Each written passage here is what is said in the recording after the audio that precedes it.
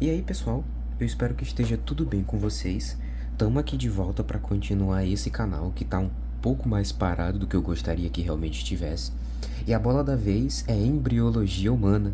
Eu tô com uma literatura aqui que eu comprei recentemente. Estou muito feliz de estar com ele aqui, o livro de embriologia do Larsen, e queria colocar uma meta pessoal de zerar esse livro inteiro ao longo do próximo ano. Então, decidi fazer isso enquanto eu gravo vídeos para que esse material não venha se perder a posteriori de minha parte. E é por isso que eu queria voltar em grande estilo a esse canal falando sobre embriologia, porque é um conteúdo muito importante e assim, ele vai mediar basicamente todas as outras áreas mães das ciências médicas, né? Desde a fisiologia e a anatomia, até mesmo farmacologia, por mais que não pareça. Mas, por exemplo, as dificuldades que os alunos normalmente mencionam ter com conteúdos como anatomia são muito fáceis de ser contornadas por causa do entendimento da embriologia, por exemplo. Algumas inserções musculares, cartilagíneas e articulares, elas são muito fáceis de ser compreendidas a partir do momento que a gente consegue entender qual é a gênese embrionária desses tecidos. E é por isso que a gente vai começar com embriologia hoje, tá? Vamos começar falando desde o princípio como que o processo de concepção vai acontecer. E isso torna o assunto um pouco mais fácil de iniciar, porque a gente consegue entender isso já desde o momento que a gente está na escola. Basicamente, os capítulos iniciais de toda a literatura embriológica começa com aquele velho feijão com arroz sobre a gametogênese masculina, feminina, como que os gametas se unem para formar o zigoto e depois ocorre a geração do bebê, né? Basicamente é até esse ponto que a gente estuda na escola, e é levando em conta que você já sabe isso que a gente vai começar as nossas discussões, agora sim, do ponto de vista embriológico, né? Que são um pouco mais delicados e um pouco mais profundos. Então, para a gente começar a nossa discussão, eu trouxe aqui hoje para vocês essa imagem. Eu imagino que seja fácil de identificar que tipo de estrutura está descrita aqui nesse desenho sintético. Isso aqui é um embrião, em média na quarta ou na quinta semana de desenvolvimento embrionário, certo? E essa imagem, por mais que ela pareça estar um pouco à frente do tempo, diferente do que alguns de vocês poderiam imaginar, que a gente começaria as nossas discussões com a mórula, depois o blastocisto e aí vem a gastrulação. É por isso que parece confuso, mas não é. Porque a gente não vai começar falando do embrião desse jeito que ele está aqui, como essa imagem dá a entender. Na verdade, esse embrião está aqui, mas a gente vai começar a falar sobre uma outra estrutura, que está representada ao longo dessas três imagens aqui como essas esferas vermelhinhas. Essas esferas vermelhas nós chamamos de células germinativas primordiais, que ao longo de toda essa discussão eu vou adotar a abreviação de CGPs, que corresponde à mesma coisa. Essas células germinativas primordiais, que também podem ser chamadas por um nome que fica mais fácil de entender ou de suspeitar o que elas são, gonócitos, nada mais são do que os primeiros tipos celulares mais primitivos que lá no futuro, nesse indivíduo adulto, darão origem aos gametas. Então, os gametas, todos eles, sejam os masculinos ou femininos, são derivados de um progenitor, que são as células germinativas primordiais. E elas, inicialmente, podem ser detectadas no saco vitelínico. Então, ao longo dessa discussão, a gente vai entender quais todas as funções fisiológicas do saco vitelínico, mas primordialmente ele funcionaria como uma espécie de endosperma.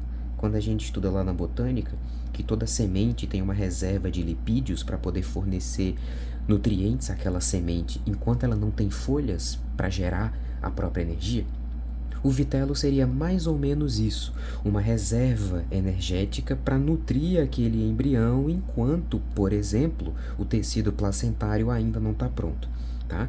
Mas, enfim, até a quarta ou a quinta semana de desenvolvimento embrionário, o embrião está mais ou menos nesse formato, e é ao longo dessas semanas que a gente já consegue identificar as células germinativas primordiais presentes aqui no saco vitelínico. Antes disso, não. Por isso que a literatura começa falando entre a quarta ou a quinta semana. E é nesse período que, curiosamente, essas células primordiais estão migrando para fora do saco vitelínico, o que nos leva a entender que em algum momento elas estiveram preenchendo esse espaço, né? Não tão literalmente tudo isso, mas em algum momento elas estiveram um pouco mais interiormente. Já nessa quarta ou quinta semana, elas fazem um movimento migratório de saída desse saco, indo em direção ao corpo do embrião. Nesse primeiro momento, essas células germinativas primordiais, ou esses gonócitos, que são os progenitores dos gametas humanos, eles migram com a finalidade de alcançar a parede dorsal do corpo desse embrião, que é mais ou menos essa região aqui, lembrando do plano anatômico. Não tão dorsal assim, né? Porque como você pode ver por essa imagem, elas não vão, por exemplo, para cá. Elas ficam um pouco aqui, né? Um pouco do que parece uma linha meio mediana, mas é um pouco mais dorsal em relação ao que era aqui antes, tá? E nesse percurso, essas células primordiais passam pelos protointestinos, que seriam versões imaturas dos nossos intestino delgado e grosso, e se depositam imediatamente próximas aos mesonéfrons, que são as formas mais primitivas dos rins, que darão origem ao tecido renal futuramente, quando esse embrião tiver terminado o seu desenvolvimento embrionário.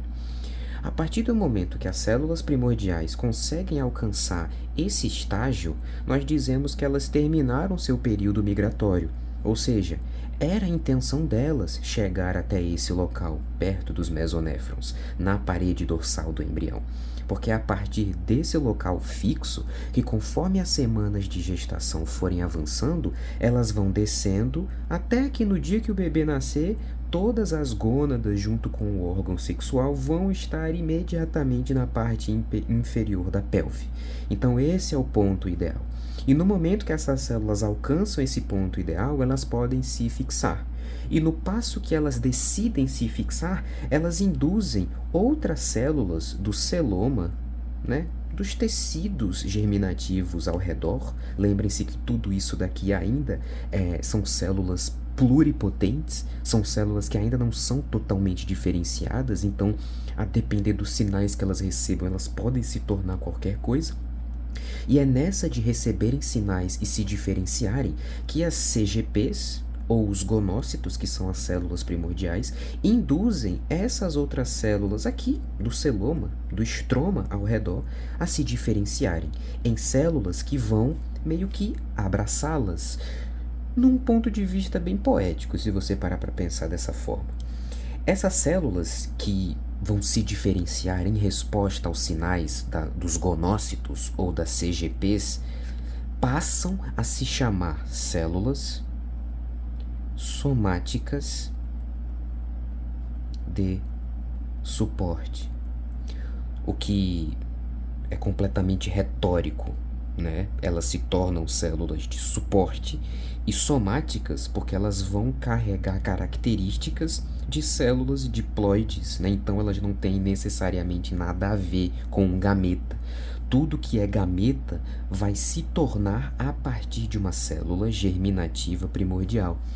Eu estou enfatizando bastante esses termos para que não fique muito confuso a posteriori, tá?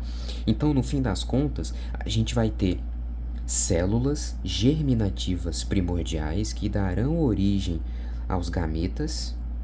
Nessa imagem aqui seriam essas bolinhas vermelhas, que estão englobadas por células de suporte. No caso, são as células somáticas de suporte, diferenciadas assim por sinais químicos dessas células aqui, que são as CGPs. E aí, no fim das contas, essas células de suporte começam a se proliferar em abundância, porque a ideia delas é meio que englobar mesmo as células germinativas, as células primordiais. E aí, nisso delas fazerem sucessivas mitoses para envolver e meio que proteger mesmo e dar suporte, literalmente, às células germinativas, elas criam protuberâncias. Então, o tecido que antes estava assim, ele começa a se dobrar fazendo uma bolsinha, por causa da quantidade de células que sofre mitose e vai preenchendo aquele espaço, meio que tumefazendo-o. E no fim das contas, essa estrutura aqui, que pode ser observada em análises microeletrônicas de microscopia, nós chamamos de cristas genitais. Então, essa estrutura é uma crista genital e dentro dela estão contidas as células primordiais e as suas respectivas de suporte, tá? Essa aqui representa a feminina, essa a masculina.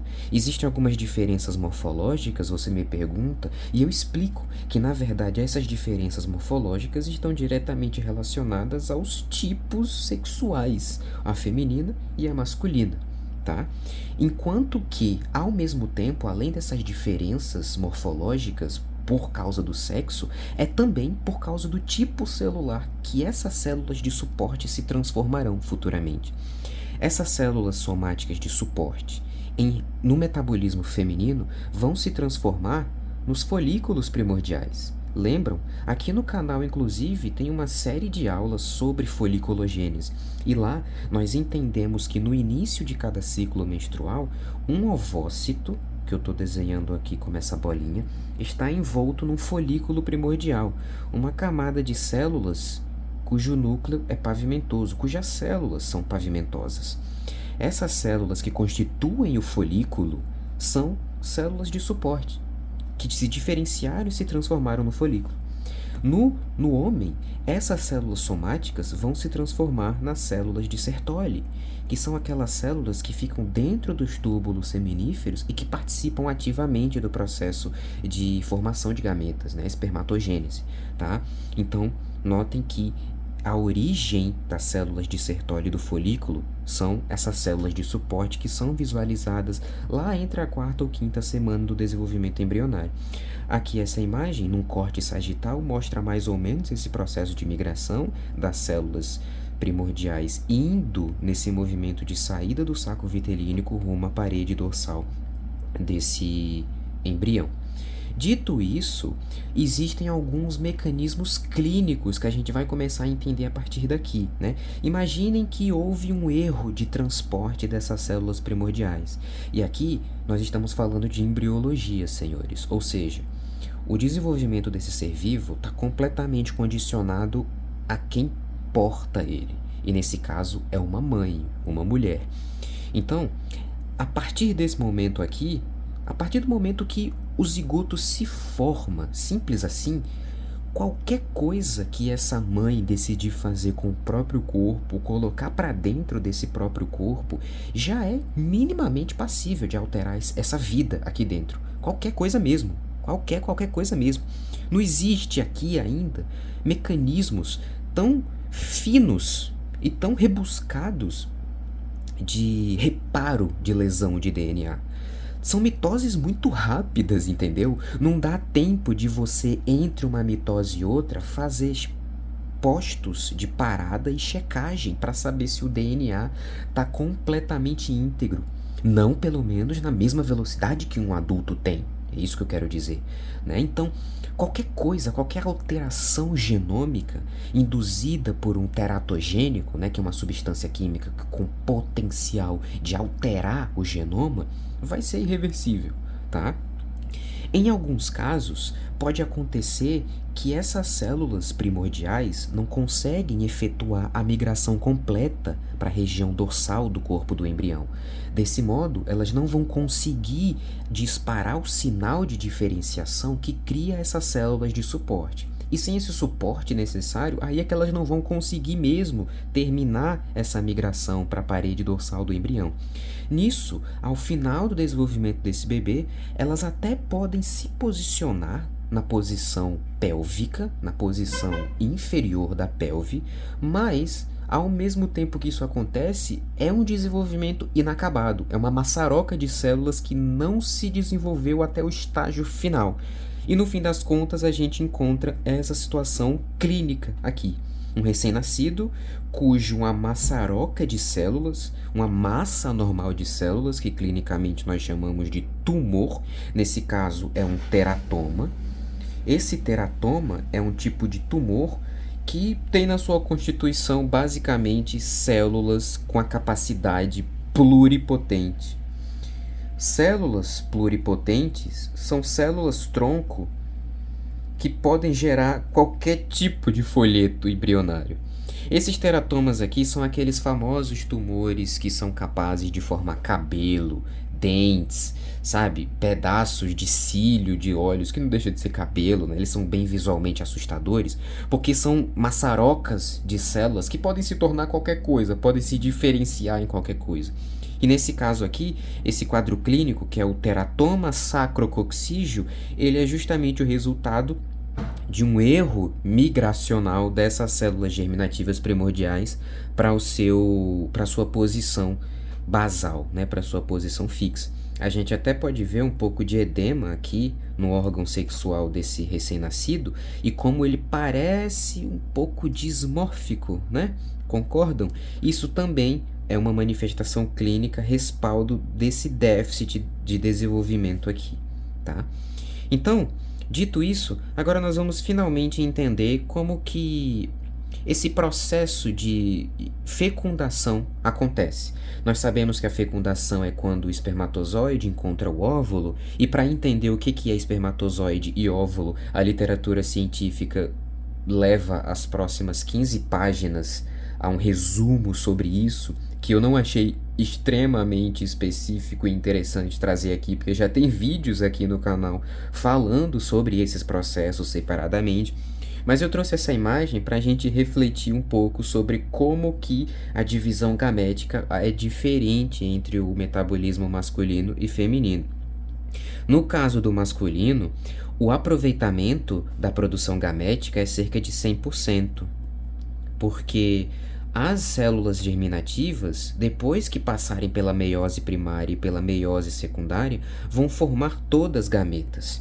No metabolismo feminino isso não vai acontecer, porque conforme elas passam pelo estágio final da meiose 2, as 4 células resultantes, uma só delas é classificada como um gameta, é um ovócito. As outras 3 são células que sofrem uma murchação, que nós chamamos de atresia, e têm os seus conteúdos citoplasmáticos consumidos por essa célula grandona aqui, que é um gameta viável, tá?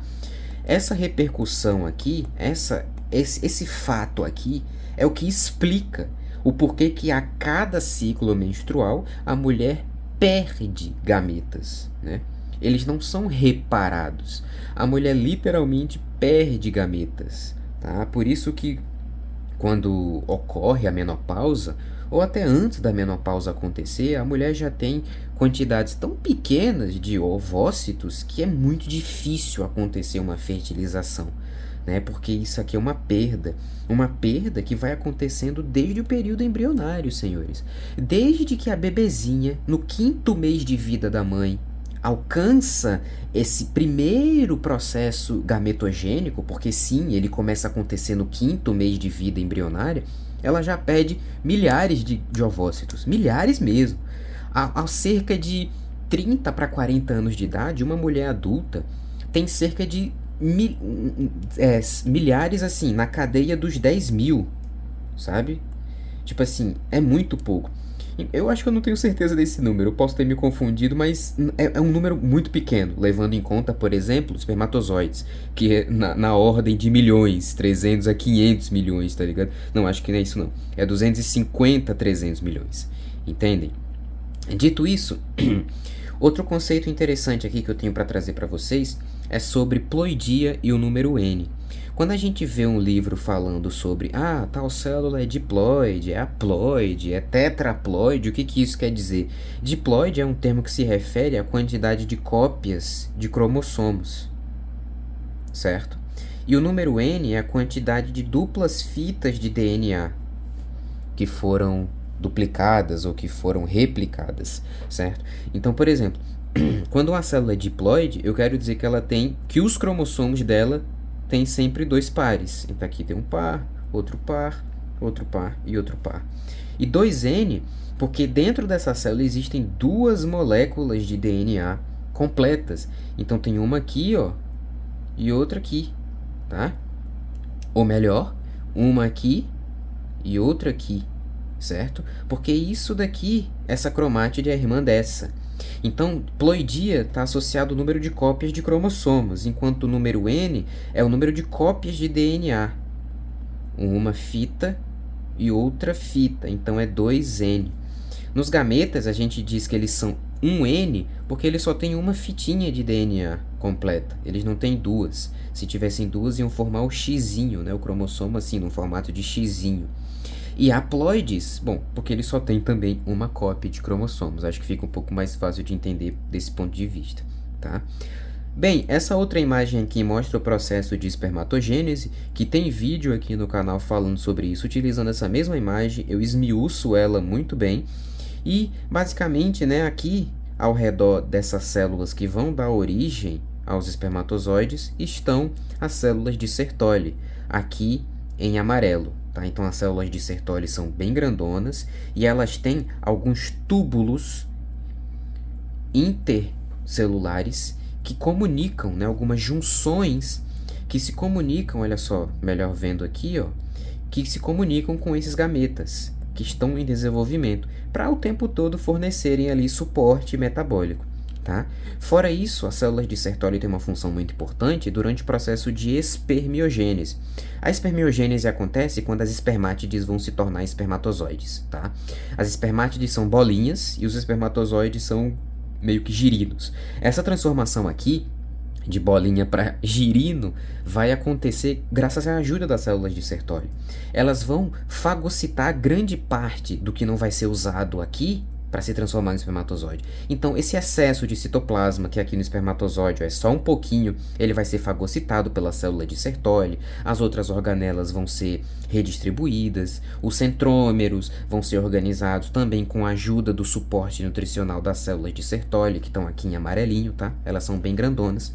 No fim das contas, a gente vai ter espermatozoides prontos ao final de cada ciclo, que dura cerca de 64 dias, e são cerca de 250 a 300 milhões, até a andropausa, que vai lá até os 70 anos de idade, muito diferente do que acontece com a mulher, tá?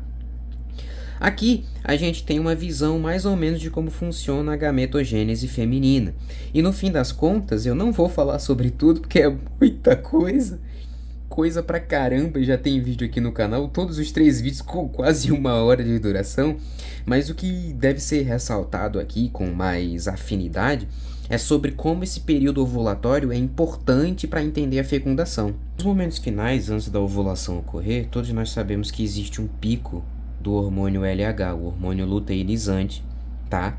Que é liberado lá pela adenohipófise, certo? Pelos gonadotrófitos da adenohipófise, e possibilita o processo ovulatório. Como que esse processo ovulatório vai ocorrer?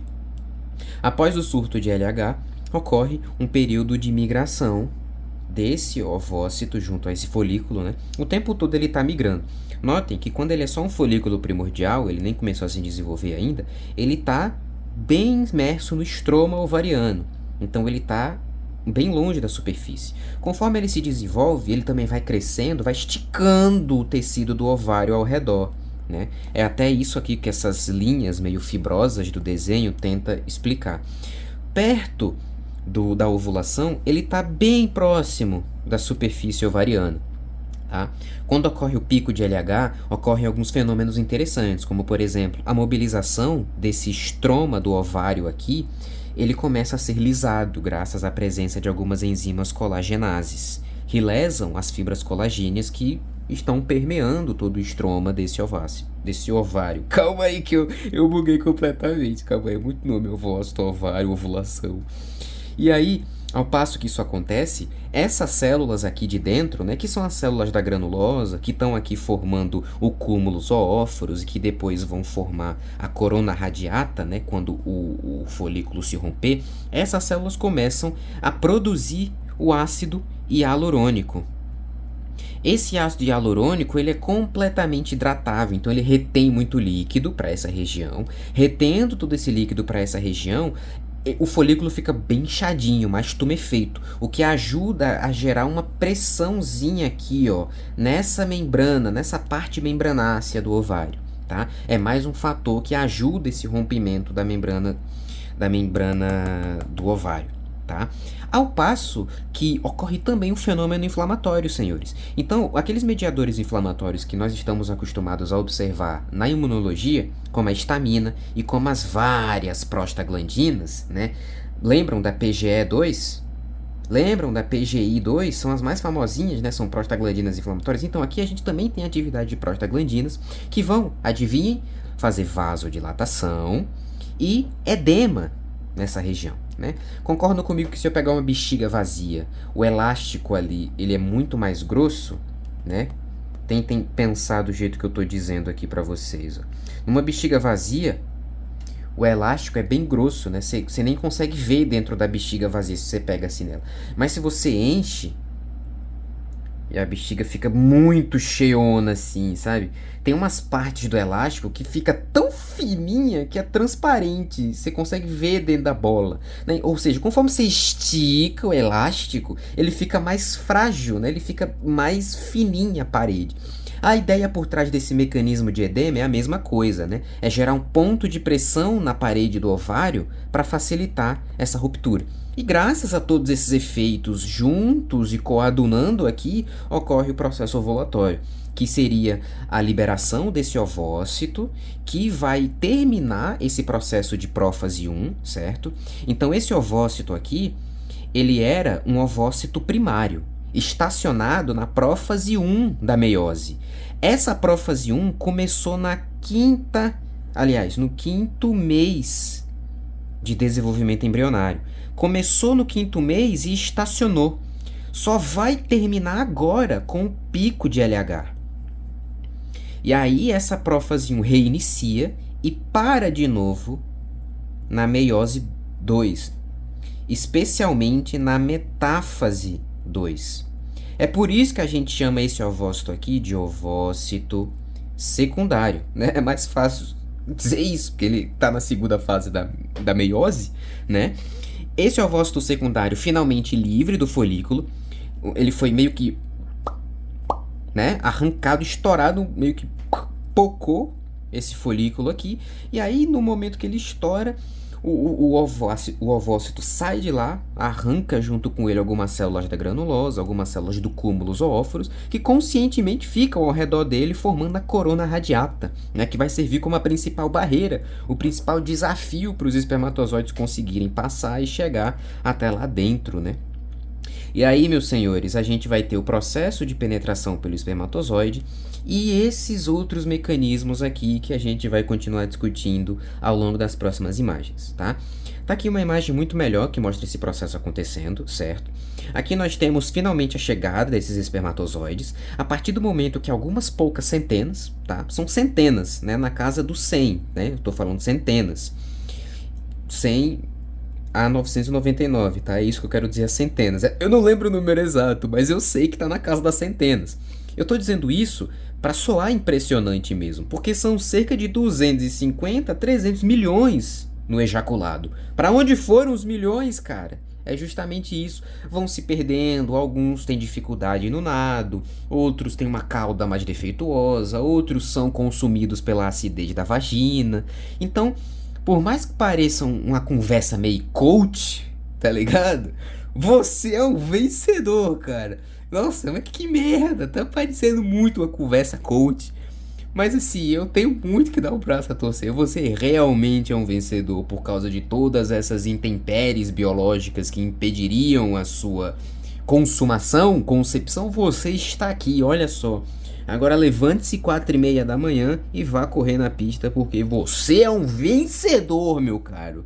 Mas enfim, depois que essas centenas de espermatozoides chegam até o ovócito secundário, mais ou menos no terço médio das tubas uterinas, eles vão começar o seu trabalho de meio que furar ali, sabe, a rocha, o concreto, para poder entrar e alcançar o pronúcleo, que está aqui dentro, ó, essa partezinha aqui amarela, que é o material genético, né, para que haja o sucesso reprodutivo. Como que isso vai acontecer? Aqui nós temos as células do cúmulo zoóforos, que estão formando a corona radiata. Tanto os espermatozoides quanto as células da corona radiata têm receptores de membrana, tá? Para um encaixar no outro. Aqui, esse receptor com uma proteína chamada Z-PED, eu acho, é porque eu não lembro agora do nome, eu vou ter que verificar essa informação. É quase isso, é ZP3, é a proteína ZP3, e aqui no espermatozoide uma proteína SED1. Tá? São proteínas de superfície que, uma vez que elas se conectam umas com as outras, isso ativa as enzimas que estão contidas aqui na cabeça do espermatozoide, no acrossomo, na bolsa acrossomial. Tem várias enzimas proteolíticas aqui. Enzimas essas que, uma vez ativadas por causa dessa interação do espermatozoide com a proteína do cúmulus, vão conseguir lisar a membrana desse cúmulus e vão abrindo espaço, meio que furando mesmo, sabe? Assim, ó, furando o tecido e penetrando. É uma penetração, entendem? É literalmente isso. Ele vai invadindo o tecido, rasgando, furando, e até o fim, quando essa penetração termina, a bolsa acrossomial está quase completamente rasgada, né? O que é ótimo, porque ela já está quase rasgada, o núcleo do espermatozoide está aqui, ele só se desprende do corpo intermediário e do flagelo e consegue entrar e se unir com o pronúcleo materno, né? Acho que não é nem melhor materno ainda, sim feminino, tá? Quando esse material genético gamético chega aqui, ele provoca a ativação desses granulozinhos aqui, ó. Vocês estão vendo esses grânulos, que são chamados de vesículas corticais? Essas vesículas corticais, percebendo esse espermatozoide aqui, liberam uma chuva eletroquímica de íons cálcio 2+. Esse cálcio altera o gradiente eletroquímico da zona pelúcida ao redor do material genético feminino e torna a impossibilidade de outros espermatozoides fecundarem, porque um já ganhou, o cara é o campeão, né? É um quadro que nós chamamos de polispermia. Mais de um espermatozoide fecundando o mesmo ovócito, tá? Dito isso, a partir do momento que esse espermatozoide e esse ovócito se encontram, nós vamos observar esses estágios de desenvolvimento acontecerem. Então, os dois pronúcleos, tanto o masculino quanto o feminino, se unem, tá? Nesse momento aqui, segundos ou minutos antes dessa união entre esses dois materiais genéticos, o ovócito, que até esse momento é secundário, eu falei para vocês sobre isso, né? Ele é secundário. O ovócito, que é secundário, ele vai terminar a meiose dele, então ele vai passar pelo processo final da meiose, e aí sim, senhores, ele vai se chamar de ovócito definitivo. E depois que ele termina a meiose 2 e é definitivo, aí sim ele se une com o pronúcleo, né? O material genético masculino. Lembram que ele teve que terminar a meiose, né? Para ele sair de secundário para definitivo, ele fez a meiose 2, né? E aí, como produto final, tem um outro corpúsculo polar, tá? Um aqui ele gerou, outro aqui ele também gerou, e outro aqui ele também gerou ao longo de todas essas divisões gametogênicas. E aí no final a gente tem a consumação daquela figura que eu mostrei para vocês no início, né? Um gameta contra 3 corpúsculos polares, beleza? E aí ocorre a fusão do material genético masculino e feminino, como vocês estão vendo aqui, ó. Eles se juntam e aí vai começar o processo de mitose. Pronto, cara, o lance é só lá nas gônadas, lá nos testículos ou nos ovários. O lance, a complicação toda é ali. É prófase do não sei o que, é quiasma, é crossing over, é a pomba toda, é metáfase, anáfase, telófase, citocinese, reduz a metade, separa as cromátides, separa os cromossomos homólogos, depois as cromátides irmãs, depois cruza, randomicamente, a bagunça é ali. Juntou esses dois aqui, pronto, daqui pra frente é só mitose, pai. É mitose, é clone atrás de clone, entendeu? Então aqui, ó, já vai começar a ocorrer a primeira anáfase, né, a primeira separação das duas células, em duas células filhas, vão ficar duas aqui. Aí depois, né, aquele negócio vai ser 4, aí depois vai ser 8, né, aqui tem 6, vai ser 8 e assim sucessivamente. tá? E aí, meus amigos, conforme esse processo vai acontecendo, nós finalmente passamos do que os livros da escola falam, né? Porque eles só falam isso. A partir daqui vai começar a ser ensino superior. Porque essas mitoses vão começar a acontecer, né? Os dois núcleos gaméticos se uniram, formaram uma única massa de células. Beleza. Agora é mitose, mitose, mitose, mitose atrás de mitose o tempo todo. Só que nesses primeiros dias de mitose, curiosamente, o número de células aqui dentro aumenta, né? Vai aumentando, vai se multiplicando, mas o tamanho é o mesmo. E isso é um pouco curioso, né? Porque as células ficam crescendo no mesmo espaço, elas não vão crescendo literalmente e ficando várias células ali dentro do ovário ou dentro do útero, né? Ou dentro da tuba, melhor dizendo, do ovário não. Elas ficam se multiplicando dentro desse mesmo espacinho pequeno, dentro da zona pelúcida, certo? A zona pelúcida ainda existe. Então elas ficam se multiplicando aqui dentro, nesse espaço, nesse coxinho aqui apertado. E aí, a esse período, que dura em média 5 dias, né, que elas ficam aqui nesse espacinho apertado, sofrendo mitose, mitose, mas sem sofrer variação do tamanho, a gente chama isso de clivagem, né? Mitose sucessiva sem alteração de tamanho. É a clivagem. É um processo de clivagem, tá? Que mostra bem nessa imagem aqui, ó. Então, os dias vão passando, ó, a clivagem vai acontecendo, como vocês vão observando, e o tamanho da zona pelúcida é o mesmo. Ó. O tamanho do zigoto é o mesmo, tá? Zigoto, né? A partir do momento que ocorre a união desses dois pronúcleos aqui, a gente já está chamando de zigoto, certo? Esse zigoto aqui, ele já é chamado assim porque zigoto no grego significa acoplados, tá? Então, eles já estão acoplados, eles já podem ser chamados de zigoto. Eles que eu me refiro, os dois materiais genéticos, né? O do pai e da mãe. Aí, beleza. Vocês sabem que as mitoses vão acontecendo de 2 em 2, né? Nessas progressões exponenciais. De 2 vira 4, vira 8. Aí vai acontecendo, né? Quando essas mitoses alcançam, em média, entre 16 a 32 células, todas juntinhas aqui dentro dessa casca, né? Casca entre algumas aspas, pelo amor de Deus, não entendam literalmente. A gente chama essa estrutura de mórula, tá? Para diferenciar mesmo. Por que mórula? Porque ela parece parece um cachinho de amora, né? Um cachinho de uva, né? Eu não vou dizer que é uva porque não botaram o nome de uva, botaram de mórula, porque no latim mórula é amora. Então não vou hypar chamar de uva, porque eles não botaram o nome de uva, botaram de amora, né? Então tá aqui, amora, tá? Aí beleza. Essa mórula aqui tem entre, como eu falei para vocês, de 16 a 32 células, beleza? Beleza. Já tá chegando o momento em que as células não estão mais encontrando espaço aqui dentro para poder viver, tá ligado? O que vai acontecer? Vai acontecer um processo de compactação, né? Então olha essa imagem aqui.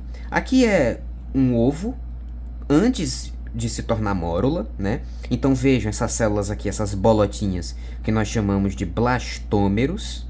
Cada bolotinha dessa é uma célula que nós chamamos de blastômeros, certo? Olha os blastômeros como eles estão.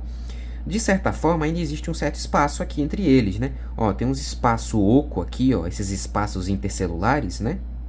Só que como a mórula vai mitose, mitose, mitose, vai ficando tanta célula acumulada naquele espaço pequeno, que ela começa a se espremer, umas espremem nas outras, ó, o espaço vai diminuindo, né? Esses espaços intercelulares ficam menores, porque elas estão começando a espremer ali naquele lugar. E esse processo a gente chama de compactação, tá? Quando a compactação começa a acontecer, é porque as células já estão começando a ficar toda apertadinha ali naquele lugar, beleza? Começaram todo mundo a se apertar aqui, vai começar a acontecer uma outra coisa muito interessante. Esses blastômeros, eles têm nas suas membranas, na sua superfície de membrana, as famosas Na+.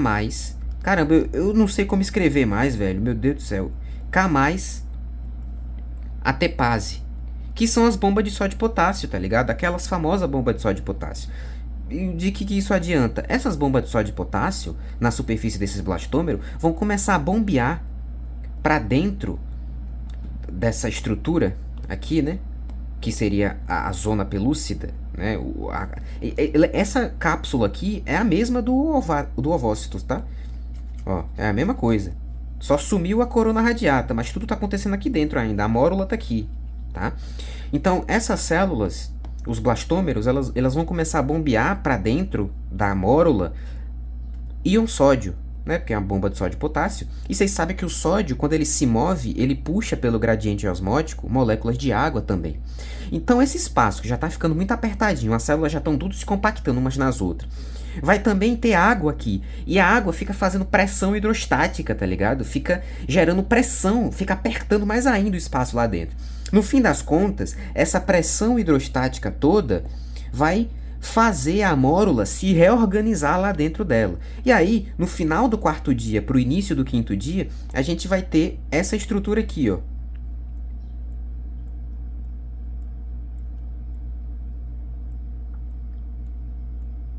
Vários blastômeros vão ficar circunscrevendo, né, na circunadjacência dessa cápsula morular, e outras células elas vão ficar aqui, ó.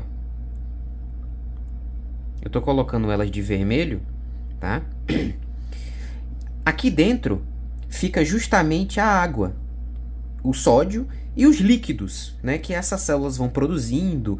A própria zona pelúcida, né, é líquido, é glicoproteínas. Então aqui fica o espaço todo cheio de líquido e as células, pela pressão hidrostática, foram empurradas, de modo que elas ficaram num polo aqui, ó. Elas vieram para esse polo, aqui ficou vazio, só tem líquido, tá?